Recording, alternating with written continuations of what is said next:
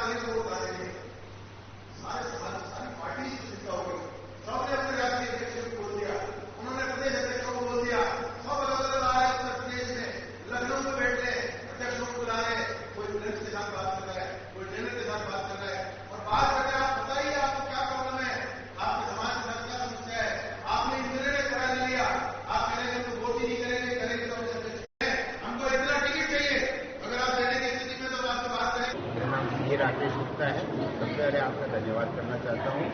और मैं वैश्य महासंघ समिति जो भिवाड़ी की हमारी संस्था है, सभी वैश्यों की एक महासंघ समिति है। उसका मुझे 2 वर्ष के लिए अध्यक्ष पद का पदभार दिया। समाज के उत्थान के लिए आपने किस तरह का एजेंडा तैयार किया है, किस तरह की योजनाएं आप समाज में लेके आएंगे? शुरुआत में हम 5 सूत्रीय कार्यक्रम इसमें लेके आए हैं। जो जनरल कार्य कर रहे हैं वो करेंगे। इसके अलावा 5 सूत्र हम इसमें लेके आए हैं। सबसे पहला सूत्र हमने रखा है वैश्य महासंघ समिति की सदस्यता बनाएंगे। दूसरा सूत्र हमने रखा है कि हम वार्ड वाइज कोऑर्डिनेटर बनाकर और जो भी हमारे वहाँ से मतदाता हैं उन सबकी सूची पूरी भिवाड़ी की बनाएंगे। तीसरे हमने पर्यावरण संरक्षण के लिए आज भी हमने इसकी शुरुआत कर दी है। कपड़े के थैले, प्लास्टिक मुक्त भिवाड़ी बनाने का हमारा ध्येय है। उसमें हम कपड़े के थैले तो शुरुआत आज से करीब 10,000 कपड़े के थैले हम विभिन्न माध्यम से पूरे भिवाड़ी में इसको मानेंगे। चौथा हमारा कार्यक्रम रहेगा एक मेगा कैंप, जिसमें सुबह योगा का कैंप रहेगा, दिन में ब्लड डोनेशन कैंप और एक जो टेस्ट जो कि यहाँ पे भिवाड़ी में अवेलेबल नहीं है और उनको कराने के लिए हमें दिल्ली गुड़गांव जाना पड़ता है। वो सारे टेस्ट जितने भी यहाँ हैं वो यहाँ एक जगह उस कैंप में उनको कराना चाहिए। वो बड़ा बेहतर है हमारा। 5वां सूत्र हमारा जो हमारा कार्यक्रम है महिला और बाल उत्थान के लिए संस्कार के जो विभिन्न कैंप लगाते हैं समय समय पर वो हम करेंगे। ये 5 सूत्र नो डाउट अच्छे आपके उद्देश्य हैं, अच्छी योजनाएं हैं। तो इसमें वैश्य समाज भिवाड़ी में एक बहुत बड़ा महत्व रखता है, बहुत अपने आप में एक स्थान रखता है। तो दूसरे समाजों के लिए भी कुछ करने के लिए आप लोगों ने सोचा है? बिल्कुल। जब हम जो ये पर्यावरण प्लास्टिक भिवाड़ी की बात कर रहे हैं पूरे वैश्य समाज को भिवाड़ी में बांटेंगे। पूरी भिवाड़ी को साथ मेगा जो कैंप लगेगा पूरी भिवाड़ी के लिए वैश्य समाज को उसको आयोजित करेगा। पूरा भिवाड़ी उसमें रहेगा, सबको लाभ ये वैश्य सबको लाभ मिलेगा। आपने बात की पर्यावरण की, कपड़े के थैले बांटे जाएंगे। पर्यावरण की दृष्टि से अगर देखा जाए तो पौधारोपण सबसे महत्वपूर्ण एक आयाम होता है, एक बात होती है। उस क्षेत्र में भी क्या आप भिवाड़ी में पहल करेंगे? बिल्कुल करेंगे। इसलिए ऐसा सोचा है हमने, जितने भी हमारे सदस्य हैं उनके जन्मदिन और उनकी जो मैरिज एनिवर्सरी है उस पर उनके प्रोत्साहित करके इनसे हर उसमें उनसे पौधा लगवाने की हम प्लानिंग करेंगे। तो इससे पर्यावरण भी होगा, पौधारोपण भी होगा, पर्यावरण भी होगा। आपने अपनी कार्यकारिणी में किन किन को शामिल किया? कार्यकारिणी में मेरे साथ मेरे दाएं हाथ श्री अमित नाटा जी हैं जो कि हमारे सचिव हैं और मेरे बाएं हाथ श्री शिव कुमार अग्रवाल जी जो कि हमारे कोषाध्यक्ष हैं, जो हमारी पीएससी है और विभिन्न जो हमारे घटक हैं 6 घटक उनके जितने भी अध्यक्ष हैं वो हमारे वरिष्ठ उपाध्यक्ष हैं। और कार्यकारिणी हमारी करीब 40 लोगों की कार्यकारिणी है। इसके अलावा कुछ उप समितियाँ बनाई हैं हमने, 11 उप समितियाँ हैं। उन समितियों में भी ज़्यादातर जो सक्रिय लोग हैं महिलाओं को भी उसमें हमने शामिल किया है। युवा समिति भी बनाई है हमने, उन सबको उसमें शामिल किया। अभी सिंगल साहब को हम सुन रहे थे कि वो एक समाज एकता की बात कर रहे थे, कुछ पॉलिटिकल इश्यूज भी सामने आए थे। तो आगामी दिनों में विधानसभा चुनाव भी आने वाले हैं, तो उस स्थिति में समाज किस तरह काम करेगा, क्या एकजुटता दिखाएगा? बिल्कुल, इस बात को हम अभी से मद्देनजर रखते हुए जो हम वार्ड वाइज कोऑर्डिनेटर और वोटर लिस्ट की बात कर रहे हैं उस चीज़ को मद्देनजर रखते हुए हमारे आगे रहेगा। वो भी हमें अच्छा कैंडिडेट मिलेगा, हम उसके साथ रहेंगे। कहीं न कहीं सिंगल साहब के बयान में उनकी जो टिकट कटी है उसकी टीस भी एक सामने निकल कर आई है, तो उसको आप कैसे दूर कर पाएंगे? देखिए, व्यक्तिगत बात न करके मैं जनरल बात करूँ तो जनरली वैश्य समाज को इस राजनीतिक क्षेत्र में लोग उपेक्षित रखते हैं।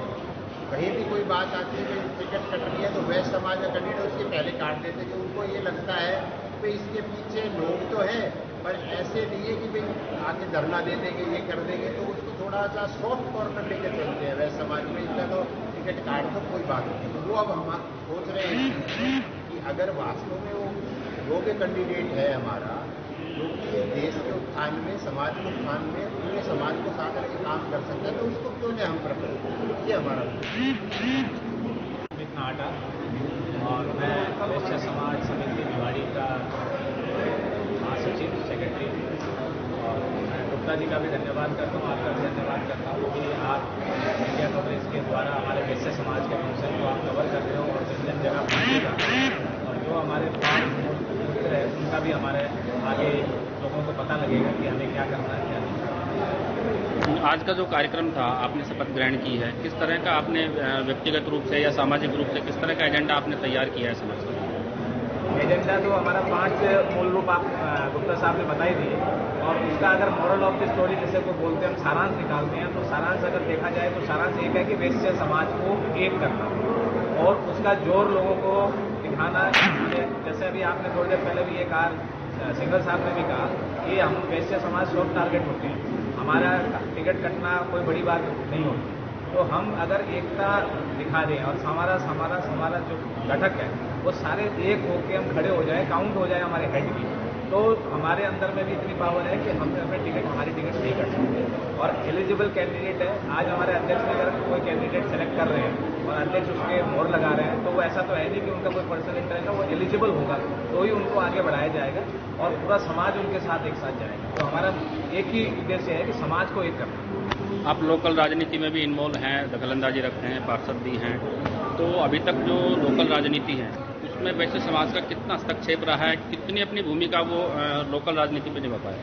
देखिए, लोकल राजनीति की अगर अपन बात करेंगे तो मैं एक इकलौता ही पार्षद हूँ आज हमारे समाज से, और मैंने जैसे हिम्मत करी है तो आज लोगों के अंदर में जागरूकता आई है, लोगों की हिम्मत आई है। और मेरा मानना है, मेरा मन का मानना है कि इस चुनाव के अंदर में हम देखेंगे उसको कि कितने वार्डों से हमारे कैंडिडेट खड़े होंगे, क्योंकि इसमें क्या है कि एक हिम्मत की बात थी कि हिम्मत कौन करे, कौन आगे जाए, और वो आगे थे।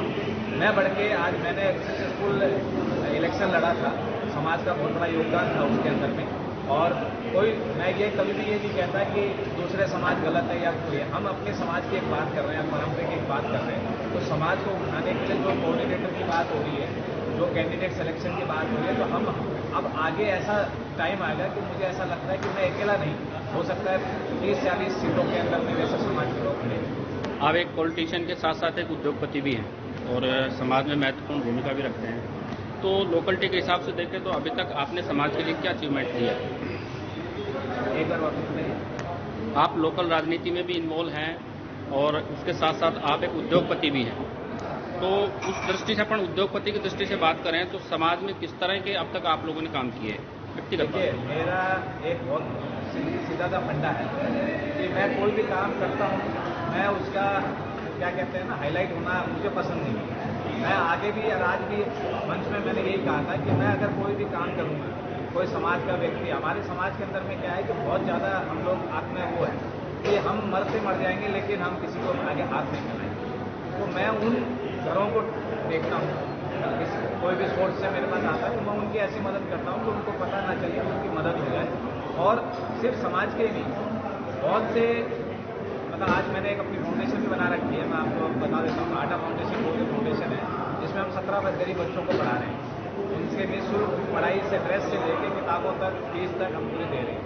इसके अंदर में मेरे ऐसे 3-4 लेडीज हैं जिनको मैं दवाइयाँ और उनके खाने का पैसा प्रोवाइड करती है आटा फाउंडेशन। और अभी हमारा एक नया कॉन्सेप्ट चल रहा है पानी का, जिसमें मेरे को 7 वाटर कूलर लगाने हैं, जिसमें आज तीसरा कल लगेगा। तो मैं अपनी तरफ से, समाज की तरफ से नहीं, अपनी तरफ से भी मैं ये चेष्टा करता हूँ कि मैं जितना समाज से मुझे दिया है, मैं अगर थोड़ा सा भी उन समाज को वापस दे सकता हूँ तो मुझे करना चाहिए।